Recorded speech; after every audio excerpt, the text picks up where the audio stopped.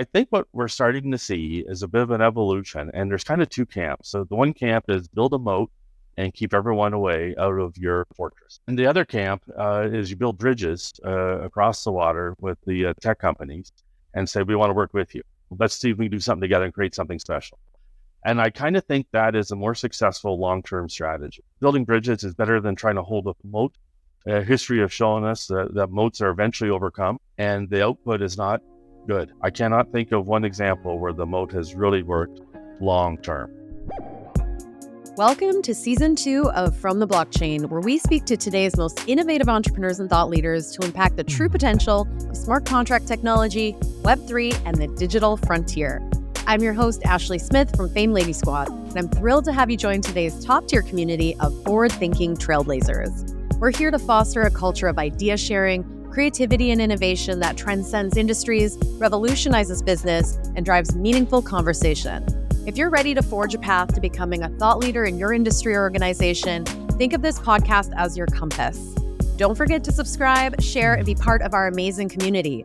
Oh, and please note that this podcast is for informational entertainment purposes only and should not be considered financial or investment advice. Alrighty, everybody, enjoy the show. Hello, everybody. Welcome back to From the Blockchain. I am very excited about today's show as we have a very special guest, someone that I have gotten to know personally over the last several years, but who has been very involved in transformational change in organizations, looking at industry from macro level, understanding kind of like how things can go from one way of doing business to another way of doing business. I'm talking about Jeff King. I know him through the Real Estate Board of Greater Vancouver. Jeff was named CEO of the Real Estate Board, which I will refer to as REBGV if we talk about it directly moving forward. He was named CEO of REBGV in 2021. This is a member-based professional association of 15,000 realtors, the second largest of its kind in Canada. I should say I am a member and I served on the board for about 10 years before Jeff took on the role. Prior to his appointment, Jeff served as the Chief Operating and Corporate Development Officer for SOCAN, which is the Society of Composers, Authors, and Music Publishers of Canada, a Canadian performance rights organization that represents more than 185,000 music creators. It licenses music works and collects and distributes royalties within the country and internationally. Between 2019 and 2021, in addition to his SOCAN duties, he also served as interim CEO of DataClef, a back office service provider to music rights organizations, CEO of rights administrator Audium in New York, and content provider MediaNet from Seattle, as well as chair of the board of directors at DDX, a global standards setting organization focused on creating digital value chain standards for the music industry. In his time in the music industry, he was named COO of the Year by M&A Today in 2019, 2020, and 2021. And in 2023, he was named on the most influential leaders in real estate by Tycoon Magazine and one of the top 20 most dynamic CEOs in Canada by CEO Magazine. He holds a BA honors from Wilfrid Laurier University, and his expertise in strategy, innovation, licensing, distribution, technology, and corporate planning has made him a sought-after speaker at conferences around the world. Welcome to the show, Jeff. Thank you so much for being here. Thanks for having me, Ashley. I'm excited to be on the show. Hey, it means a lot. I appreciate you coming here. I think there's a lot we can talk about. Folks who listen to the show know I have a real estate background. I do definitely want to talk about the industry and your perspective, but I also want to give a heads up to folks listening. We're not just going to be talking about real estate today. We're going to be talking about industry shifts, macro shifts, and maybe before we dive in, we can get a little bit more into your story, your background, because I do think that your experience in seeing some of these happen in real time and some of the parallels to what we might be facing over the next few years is very informative. So Jeff, why don't you tell us a little bit about where you came from before getting into the real estate space?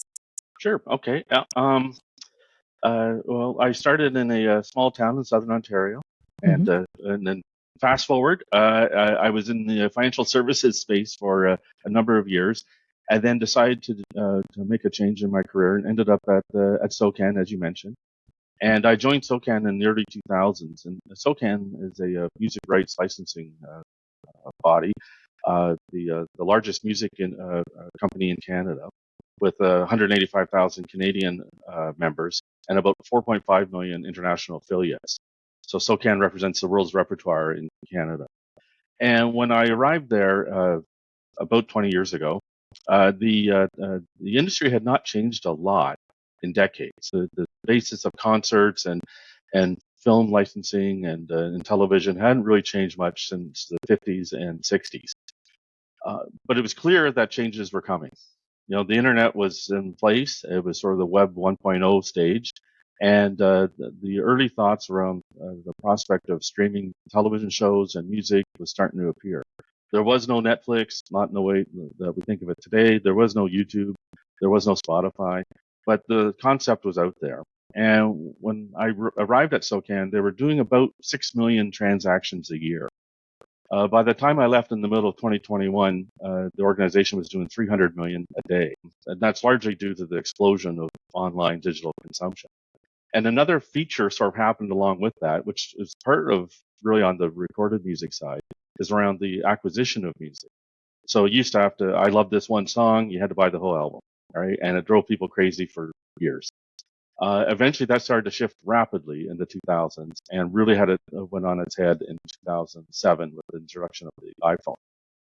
And new licensing models began to emerge. The early warning signs were things like Kazaa and LimeWire and Napster and BitTorrent were showing up. And they had a role, but eventually got superseded by more traditional business type arrangements and the rest. And some companies thrived in the new era, this new digital era.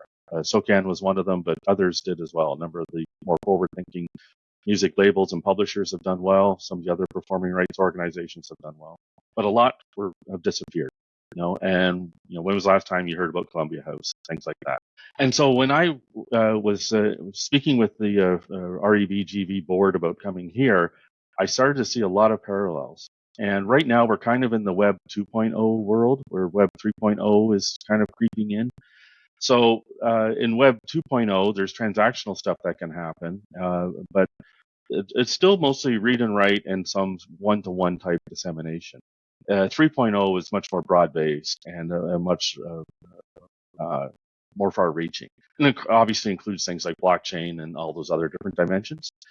But when I was speaking with the REBGV board, the REBGV board, it was clear that the industry was not unlike what the music industry was 20 years earlier, and was thinking along the lines of, oh, nothing's happened in 100 years. There's been lots of doomsayers. They've come and gone. Nothing's ever changed.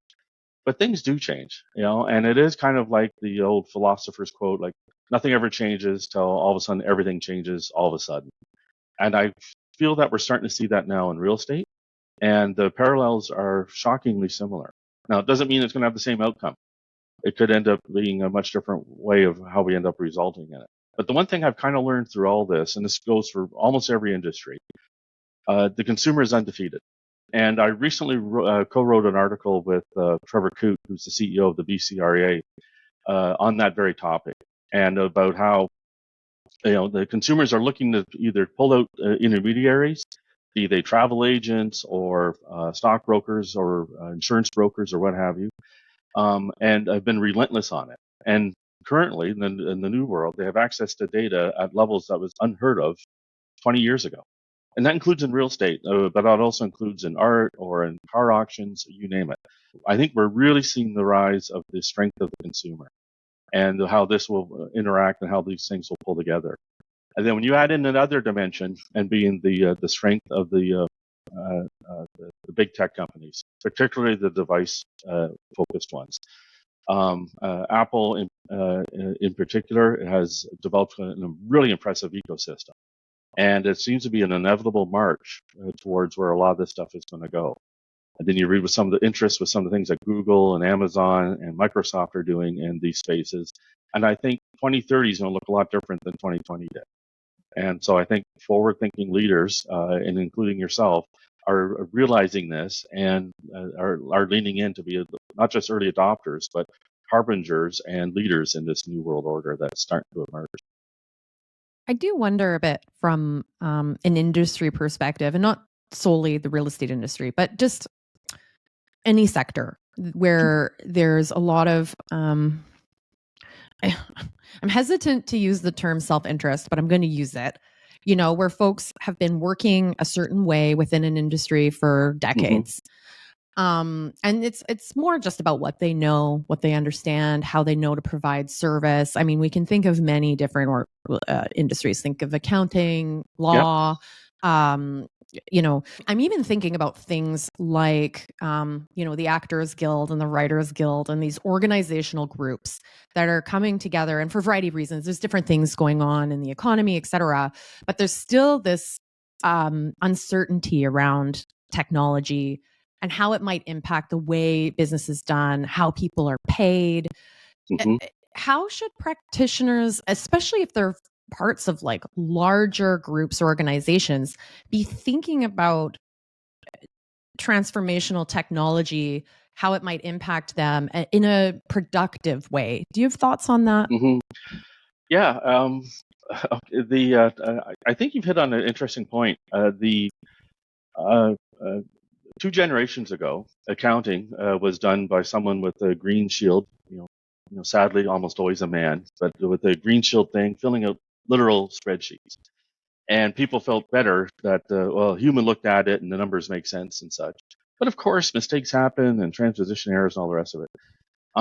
When electronic spreadsheets and eventually Excel and pivot tables and things emerged in the 90s, that wasn't the end of the accountant, but that was the end of the accountant with the green shield and the thing with the paper ledgers. And what ended up happening was that they could not compete with the ones using technology. And I'm kind of seeing the same thing happening now, where engineers or accountants or real estate professionals or lawyers using technology have a competitive advantage with the ones who do not. A good friend of mine's a lawyer, and they've been involved in a bit of an experiment using AI, and they were using IBM Watson, and they were preparing for a case, and something that would normally take articling students 6 weeks to prepare all the case law research, Watson did in about 7 minutes. And then you start realizing, oh, it could pull a lot of jurisprudence very quickly and help us dissect the different nuances of it. And Watson's not been commercialized in the way I think IBM expected it to be, but I think it's been a good glimpse into how things could look. And then, of course, ChatGPT, right around a year ago, when it sort of became available for the public, it sort of unleashed a new way of looking at different things.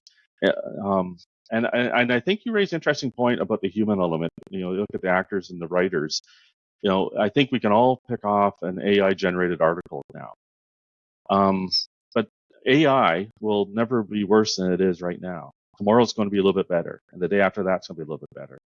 And so I think the concern that the creative industries have is that they'll be replaced by this. And a big part of what those groups, SAG and ACTRA and such, are working on is to ensure that there's a human element. And I'm sympathetic to that because I think that's part of the human experience, is that connectivity that we have. And that goes for real estate. I think a big part of my job is ensuring that realtors are on these journeys with people to buy their houses. They're not buying the house, but they're like a Sherpa helping you get up that mountain, and they're helping through those different elements of it. But they're going to have to use technology and realize that there's different ways to do it, and that your clients will have access to a lot of the same information that in the past was highly guarded and kept in the trunk of a car someplace. I think those types of things are starting to morph and change. And frankly, I think we've seen a long history of companies that try to resist different elements, and it does not end up well, right? And so I've spoken at a couple of conferences this year around legacy industries, and you look at legacy automotive industries and how they frankly are probably behind on the electric car journey. And they've been resisting it, and you kind of wonder where they're going to end up. Are they going to be able to catch up to, frankly, Tesla's the leader in this by a substantial margin? And it's really around the charging, frankly, is the secret weapon that Tesla's unraveled there. But that's a big consumer product. You can kind of get your head around it. But, you look at other examples like Kodak. Kodak invented the digital camera in 1976, and they were so afraid of it cannibalizing the film, the actual physical film product business, they sort of hid it away. And lo and behold, now Kodak's went bankrupt in 2012 or so. now exists mostly to license its name and for some commercial applications for movies and things like that, and for pension purposes. And this is a company that was created in the late 19th century and was synonymous with, get to have a Kodak moment. It had four of the five most popular cameras ever made were Kodak cameras, everything from the Brownie to all the rest of it, and obliterated like that. And I think we have to be mindful that transformation can and will come. And the ones that survive, people often quote Darwin and say the strongest survive. Darwin never said that. Darwin's whole thing is the ones who adapt survive. And he uses the thing about the moth in London and how they survived during the early industrial age. The dark ones weren't eaten by the birds. And I think that's kind of true. And so I often draw a parallel, Nintendo and Kodak both started around the same time, around 1890. Most people do not realize Nintendo was that old. Coincidentally, both are made up words and don't mean anything. But Kodak sort of stuck to what they were doing and rode that wave for 100 years. Nintendo started off doing playing cards and then quickly realized they didn't have a differentiating thing because anybody can make playing cards, and started to reinvent themselves over and over again, and had everything from love hotels, which are exactly what you think they are, to Uber before there was Uber. And so in the 1930s, you could call and someone would show up with a private car and drive you around Tokyo and things like that. And eventually morphed into board games and other sort of home entertainment things. And then, ta-da, started with electronic gaming in the 70s. But even at that, they've been continuing to reinvent themselves.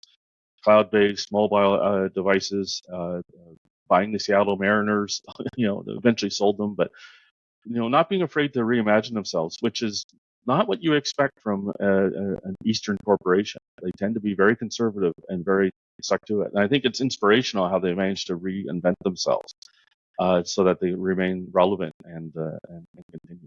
Because things do change. Mm-hmm. We look at video rental business. It came and went in a generation. Mm-hmm. So when you're thinking about reinvention and you're thinking about thought leadership and innovation, I mean, Mm-hmm. I think that I'm thinking about this from a variety of levels. So just using real estate as an example, the realtor or the practitioner can lean into technology. They can use AI to help them provide better services, better quality content. There's a lot of things that they can do.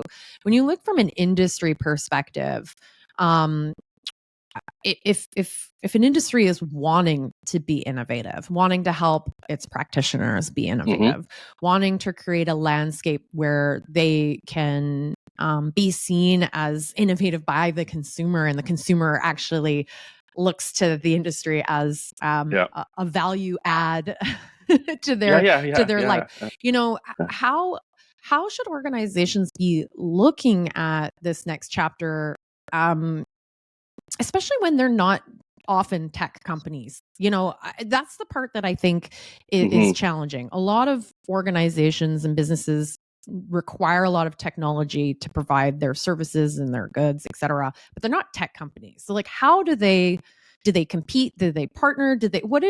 And I'm thinking in particular in the context of Web3, blockchain, and or AI, if there's anything that you're thinking about right now in that context, I'd love to hear. Yeah, absolutely. That's a great point. And I think, frankly, almost all tech companies of a certain size, or all companies, I should say, of a certain size are tech companies.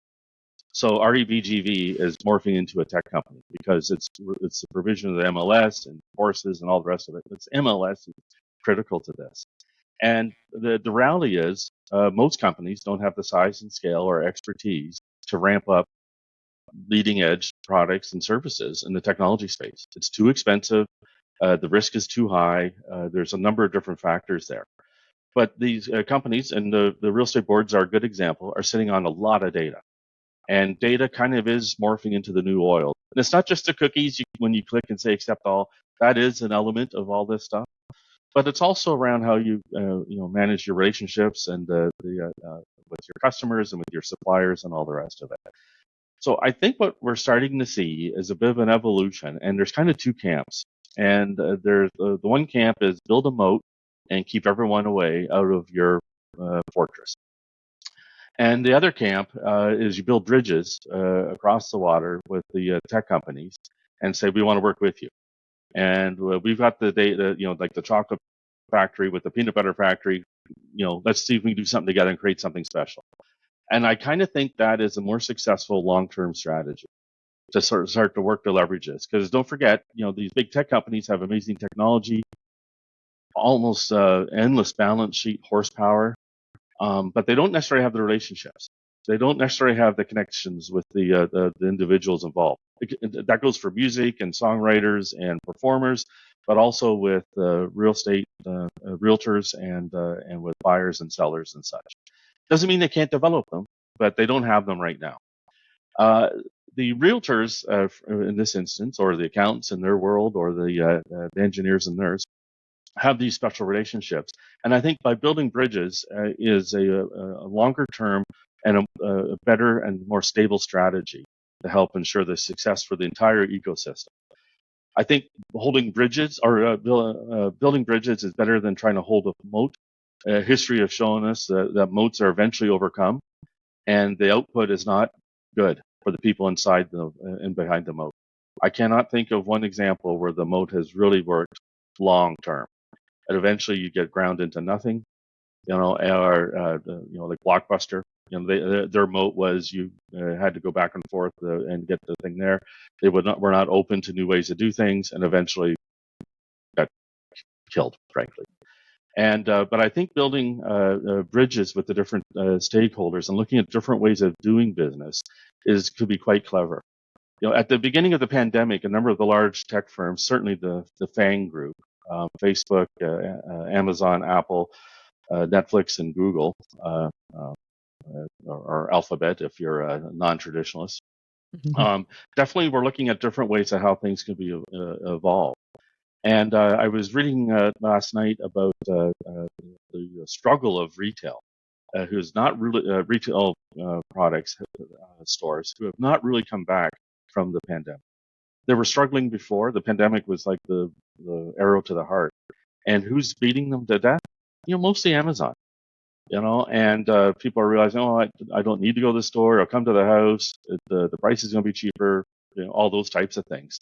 And it's a lesson there because they could have handled things differently and opened up their own Amazon store on Amazon or something like that and done something. But one of the things that I think is a telling issue of where someone had an opportunity to let slip away. Sears was Amazon before Amazon, right? So they had catalogs and you can order things. Eaton's in Canada was famous for this, and there's children's books written about it and all the rest of it. They had the general business model figured out. Ship it out from a warehouse, direct to consumer, all that type of thing.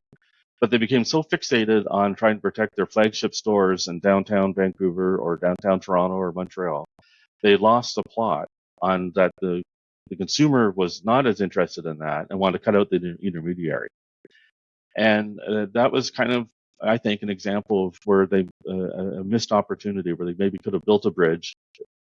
Right now, it looks easy to have had an online store or Shopify it or something. But granted, in the 90s, it maybe it seemed like a bridge too far. But if they were more forward-looking, they might have been able to pivot and save themselves in a different way. There is a risk that the world may end up being dominated by a half dozen or dozen giant companies. If you look at the consumption of media, the media companies, which were quite diverse, 100 or so, 40, 50 years ago, now is largely dominated by half a dozen. General Electric and Disney are major forces in what we consume. And when you look at sort of the octopus map of who's in all these buckets, it's kind of overwhelming. You think, oh, okay, I can see why this is problematic. And the same thing's happening digitally, right? Absolutely. It's November 5th as we're recording this. And I was just earlier this last week, I believe Disney purchased Hulu as an example. Yeah. And that sort of a thing, I think from an industry perspective, I think is not always on the forefront of people's minds is just the powerful players that can enter, like real estate as an example. It's just it's a prime industry for big tech to get into. So very curious to see when and who Yeah. who launches into this sector. I'm kind of convinced it's going to happen. And Yeah. to me, I'm new to this, and so bear with me. I've only been in this industry for a couple of years, but I think there's three key ways that you make money on real estate in general. Like one is the value of the property going up over time. The second part's not sexy, but a lot of money in it. Mortgages, trillions of dollars with a steady return, year over year, decade over decade. And then the third part is really around like things like the commissions and the ancillary type services. Commissions is the most obvious one. And I think those are areas where big tech's going to be very focused, especially the mortgage side and on the commission side, to take a look at, say, is there other ways to do these things? Mm-hmm. And the same goes for, the big banks are looking. They've got the mortgage piece. They want to hold on to that. I do Mm-hmm. think the tech companies are very interested in the mortgages. Mm-hmm. And I think we're going to see some pivoting. Earlier this year, Royal Bank bought a brokerage. It's not the first time a bank has bought a brokerage in Canada. It's been tried a number of times over the decades. They dabble in it and then give up. They may not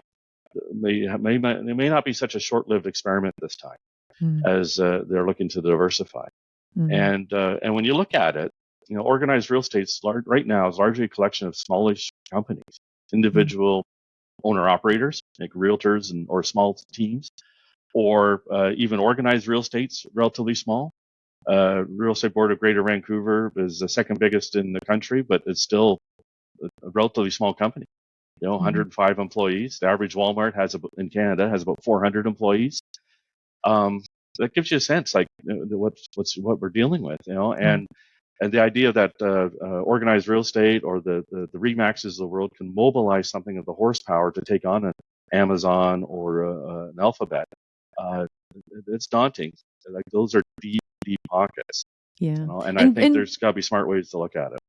It also highlights some of the challenges that are inherent, I think, generally speaking, with any industry that has professional organizations, is just the fractional sort of decision making structure framework. Yeah.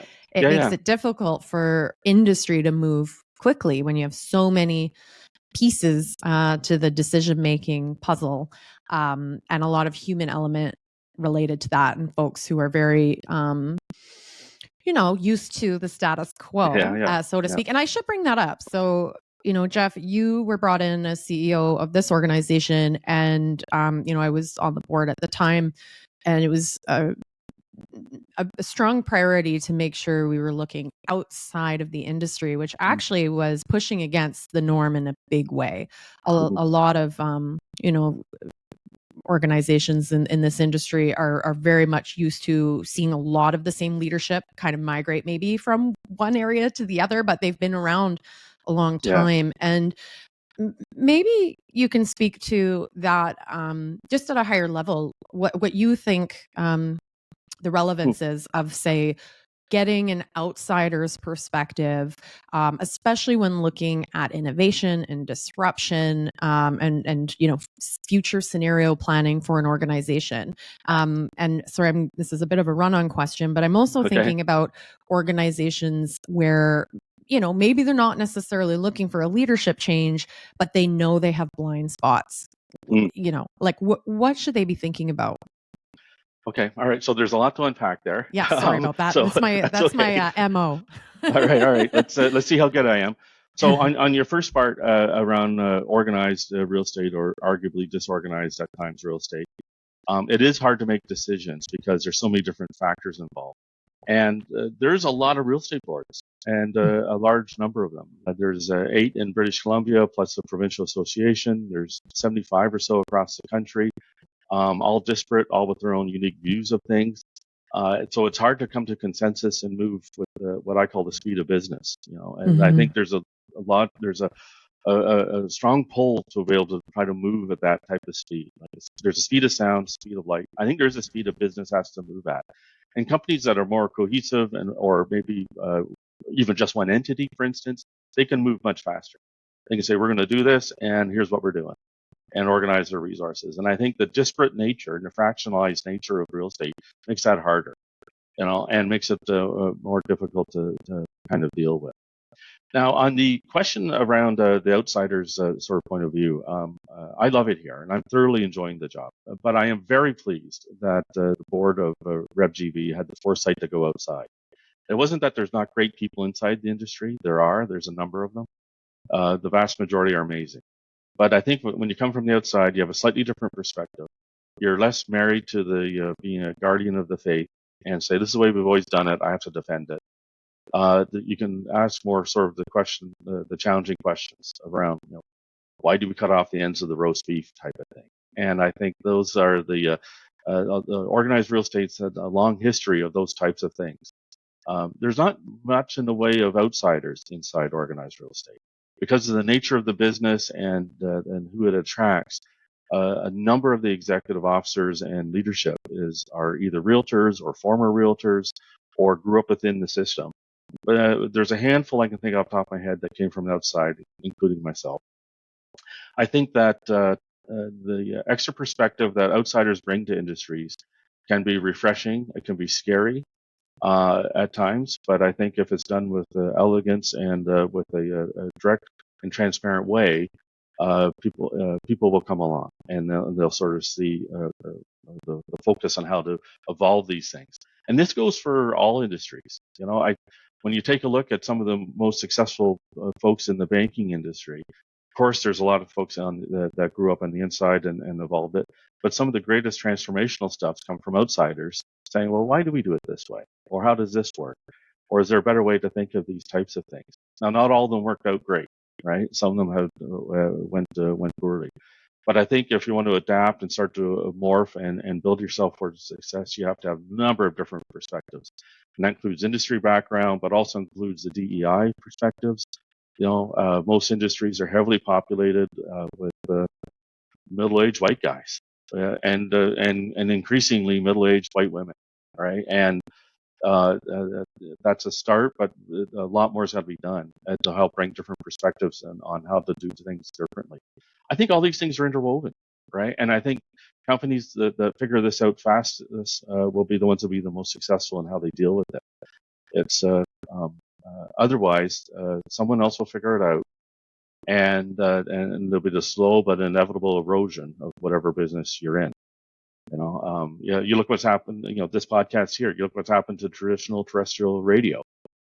It was AM was all it, and then FM came and had better quality and played more eclectic music. So AM moved into talk radio, and talk radio got obliterated by podcasts.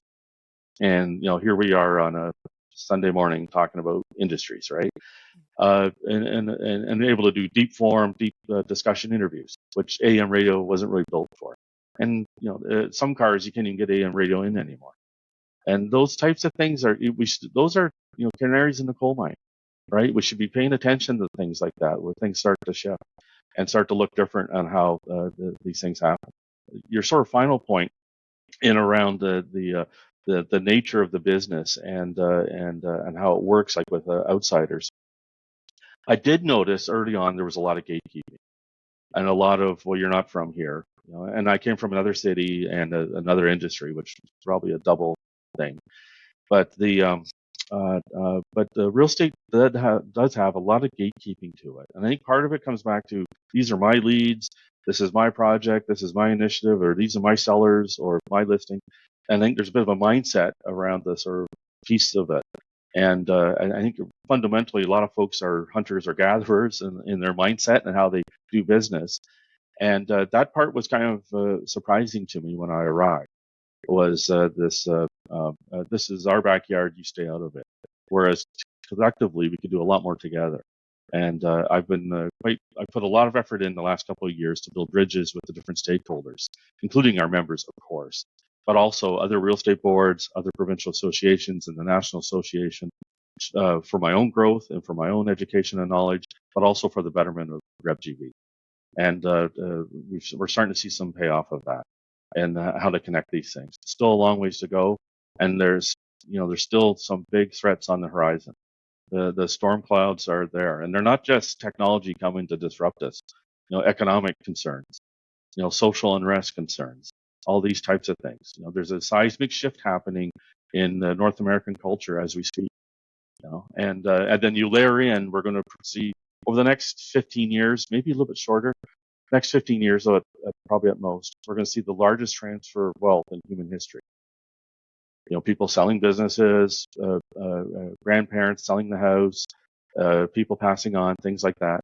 It's going to be we're talking the magnitude of trillions of dollars is going to transfer to a whole other generation. And that's going to have a seismic shift on how things get done. It's not as though this didn't happen in the past, but not to this scale. There's about 1.2 million businesses in Canada, and about 600,000 of them are either led or owned by people in their 60s. And they're not going to be doing this in the 2040s. They're going to either sell off or sell to a competitor or wind up or do something. All those things will have a big shift with a bit of an aging demographic. The immigration policies of the federal government are starting to slow that impact. There's a lot of challenges that come with that, but to show how all these things are connected, real estate's under pressure as it is anyways. It's a big part of the BC economy. Canada normally gets around 450,000 new immigrants every year. About 300,000 go to the Greater Toronto area. About 100,000 go to the Lower Mainland in BC. And the other 50,000 are spread around. They've got to live someplace. They aren't buying $6 million mansions, but there's a ripple effect where they put pressure on, and that puts pressure on affordability. That puts pressure on employers who don't have the economic model to be able to pay their employees enough. That puts pressure on real estate in general, and people will look and they'll blame the realtors, or they'll blame government fiscal policy on these types of things. These things are all interrelated and complex, but we have to look at ways to transform and start to morph and deal with these different things individually with an idea towards a longer goal of what type of society we want to have in Canada. That does bring up an interesting question around leadership and decision making, and what I'm really thinking about is environmental scanning. And clearly from your perspective, there's a lot of different things going on. And as we mentioned, you're thinking more from a technology perspective, but not a defined technology company. Yeah. And so as a leader, how do you think folks ought to perform environmental scans? Like, this show is called From the Blockchain. I obviously have a serious interest in blockchain and Web3 technology. And so, and some of the criticisms I think that someone like myself can face is like, oh, you're maxi for this technology and you're looking for problems to solve, but you're really just trying to find ways to use this tech. And so what I'm wondering is, as different things are emerging, how do you filter through the noise, or how do you look at, what are the things we should be paying attention to? Where are the areas where we should take a deeper interest and learn more, right? And figure out what the opportunities or risks might be. Like, how do you go about doing that? And what would you recommend to others? Okay. All right. No, that's good. Okay, so there's a couple elements in there. On the blockchain piece, I'm a keen student of it. I'm not an engineer. I'm a well-meaning amateur. I do think blockchain will have a role, not just in real estate, but in economics and neo-banking and open banking and different things like that. Fundamentally, this is maybe the marketer in me. I think blockchain needs a rebranding.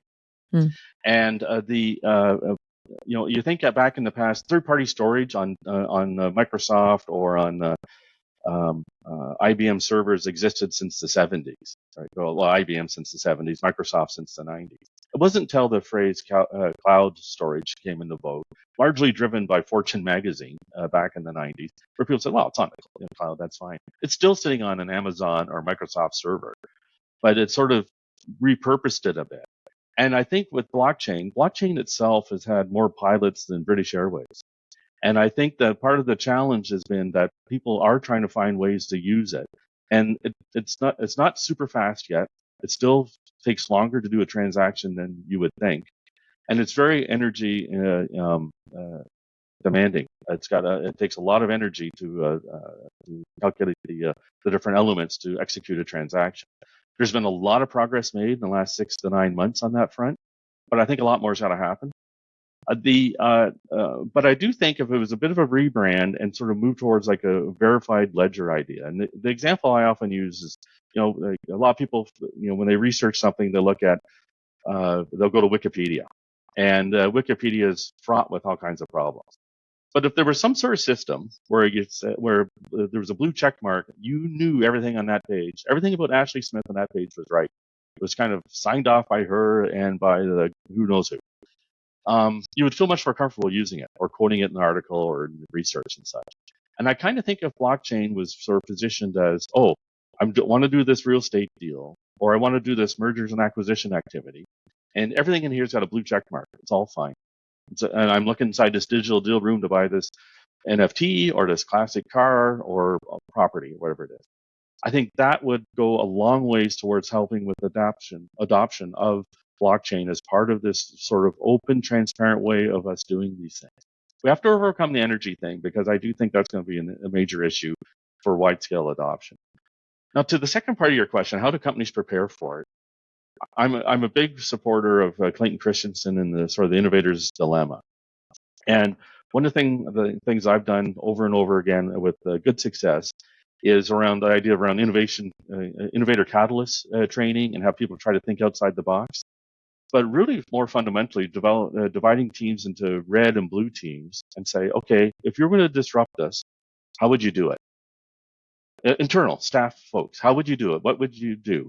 And think outside the box, and then have them present to each other what their thinking is. And sometimes you get out the box ideas and all the rest of it. I have found that to be a very useful thought exercise, and it tells you a lot about how different pieces of your team will work and how strategic they are or how strategic they're not, and their different views of the world and maybe weaknesses the company has that's either innate, just there, or that weaknesses that are there that I haven't been really sort of sourced out. And then on a more individual level, for a number of years, and I think you may remember this, Ashley, for a number of years, I've always sort of asked the question, if you had a magic wand with unlimited resources, what would you change about your current situation or your business? I was interviewing a number of years ago with a U.S. broadcaster for a job, and I asked him this question. He didn't have an answer. He just sort of froze, to be honest. He was really nice, and they ended up offering me the job. I didn't take it. But he kind of froze and sort of gave I just wish our people worked harder and we made more money type of answer. And this is 2012 or so. And then when I was leaving the room, he said, what would you answer if you asked that question to me? I said, I'd get into streaming in a big way. I said, I think if I had a magic wand, resources weren't a problem, I would lean in on that super fast. He goes, okay. Well, I couldn't help but notice that they are into streaming in a big way. It took them a while, but they have an incredibly valuable catalog that they could monetize. But that was the first time I'd done it with sort of an outside person. I'd asked that question to people in interviews, but there were people I was interviewing and asking them about their business, not someone I was interviewing. And it gave me good insight on how they saw the world. They just saw, how do we keep going what we got going that's good? And so I use that a lot now. And it's interesting on how people react to it. This includes realtors and brokerages, but also law firms and banks and regulators and all the rest of it. It gives a good insight. I'll have to come up with a more clever way to articulate it so it doesn't become boring. But I do find that's a useful thing, and that's something I would encourage the audience to do with their teams and the people they work with. What about the inverse? What if you're an employee? Perhaps not like a senior executive, but you're an employee or maybe even a director of a board, maybe.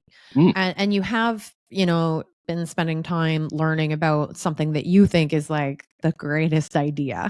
Right. Okay. You see some innovation, you're like, man, this would rock in our company or whatever. How would you suggest that person further unpack that and bring it to the top to be properly explored? Yeah, this happens frequently. And there's a couple of things. We're going on the assumption that the company has an open culture that encourages discussion and dialogue, which RebGV does, but not all companies do. But for the more junior person, or the person that's, say, a board member or a customer even that's on the outside, um, my recommendation would be to work with your mentor group. I think everyone should have kind of a group of mentors and proteges that you're working with. Right? Frankly, by the way, I think it helps sharpen ideas and battle test concepts. But for this hypothetical, I would recommend the person to test drive it with sort of the people they respect, inside or outside the company, and say, "I've wondered about this," or and can you help me refine it, because I'm missing something, I think, because why aren't we doing this X, Y, or Z? Um, and then eventually keep refining it until you feel comfortable with it, and then work to get an audience with some senior people who can help marshal those resources that you need. Um, Senior executives are people, right? And they're just they're as flawed as the rest of us. But at the end of the day, they want their companies to do well. And if you have an idea or concept, even if you're a lowly board member, and you do it, present it and work to battle test it. But don't have a sense, you own it, but don't have a sense of ownership, where you Mm-hmm. have to have it my way, or this is the way I always thought about it. If you feel that strongly about it, then start your own business and compete. But generally, most of them are not that. They're usually process oriented things, or they're new lines of business things. And I would recommend testing it for a few times to sort of help refine it, and then work to get an audience with the senior people. Mm-hmm. And I'm speaking largely to my audience now. If you're a member of the Real Estate Board of Greater Vancouver, or an employee here, feel free to reach out to me 24/7, and I'll be happy to talk to you about any and all of your ideas. I think together we can do amazing things. I can't do this in isolation, and great ideas come from everywhere. Well, I think you're So, doing amazing. And I oh, love, thanks. I think I really appreciate your perspective, but I also appreciate your focus on culture and all of that, because I think when you're talking about innovation, that's such an important piece. For Uh, sure, for sure. yeah. You know where it gets stimulated? Open cultures are incredibly innovative, and the Mm-hmm. ones that are not open, very hierarchical, that type of thing, they're not innovative at all. And they end up having everything from turnover to they get stale to they can't compete, they can't move quickly enough. It's unbelievable, right? Because at the end of the day, we're all people and we're trying to do something, and so culture's super critical. We're in the process of releasing the new strategic plan for the Real Estate Board of Greater Vancouver. We have three main elements: operational excellence, product innovation, and industry leadership. And woven through all those is a cultural element about how we interact with the members and with the other stakeholders, and of course internally. And I think if we're authentically transparent, there's not much we cannot do. We do have to wrap up pretty quick here. Before we do, I want to ask you one kind of, not rapid fire, but we don't Okay. have to dive super deep. But I do want to think a little bit about your previous experience in the music industry, and whether or not you have any thoughts on the Web3 applications of music. Like that, the creator side has certainly seen Web3 touch that space more like Mm-hmm. directly over the last few years. And I do think, from my perspective, music is likely the one that will probably see, over the next few years, really do something. I'd love to know if you have any either predictions or just thoughts on that sector and the technology. Yep. I think there's two big elements, and I'll keep it short. But I think there's two big elements: the tracking of the ownership of the various pieces of music, works or compositions or recordings, is incredibly complicated. And for instance, the highest earning song in Canada in 2021 had 50 participants. So that was because of the collaboration, and everybody had their own publisher and samples with a whole bunch of other writers and all those types of things.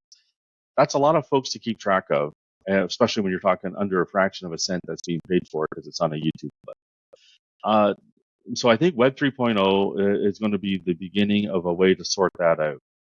Some companies, including SOCAN and CZAC, have done a lot of work to prepare for those types of things. But I think that's going to be the next big frontier in the next couple of years. I think the other part, kind of interwoven with this, is the role of AI. And so AI, when people think about AI with music, the generation of music is obviously an area where a lot of people draw their mind towards. And some of the AI music actually is better than you would think it is, and we're still in the early days, so it's kind of alarming. But that will continue to evolve, and I still think there'll be a human element, and people will still enjoy the T Swift concert and all those types of big shared experience moments. That's one thing COVID taught us. The shared experiences are powerful things. But the other part of AI will help with the processing elements of the Web 3.0 piece. The huge processing power of AI is really the big difference maker. Now, it's cool they can make a new version of Hey Jude or something like that, but it's also extra cool that they can take that song with 50 participants and track it and realize that it was played on a YouTube that was consumed in Cairo, but also done in a concert in Vancouver, and also on a TV show in Tokyo, and be able to match all that stuff back together. That's done through a very rudimentary system right now. I think that's going to be a major shift, and that'll streamline the system. The speed of money going through the system will be better. Fewer people touching it, more money in the hands of the curators. I think we're going to see a seismic shift over the remaining parts of this decade in music. Cool. Well, looking forward to seeing that side of it all. Jeff, I really appreciate your time. I think we could keep going. Like, there's a lot I'd love to unpack, and I think we might have to do a second episode at some point. But before we leave, can you tell our audience where they can find you and anything you're working on? I know you mentioned your article. I'll link that in the show notes. But anywhere else people should find and follow Jeff King? You know what? You can find me on X at Jeff King 17, and and I'm on LinkedIn. I'm at the Max LinkedIn connections, but feel free to follow me, and I'll get rid of people so I can have new connections if need be. But cool. no, that sounds good. I think I'm easy to find, and I'm looking forward to hearing from folks. Cool. Well, thanks so much, Jeff. Everybody listening, thank you for tuning in today. Until next week, have a good one. Talk to you soon.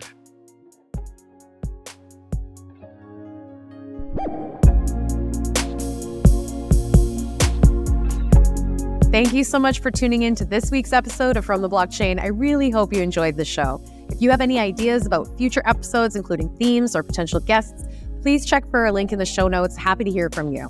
Also, if you're interested in being a potential sponsor for From the Blockchain, I'd love to hear from you as well. Check for a special link just for you in the show notes. All right, everybody. Again, thanks for being here. Love the show. Love being with you. Please remember to subscribe, review, and share with your friends. Until next week, have a great one.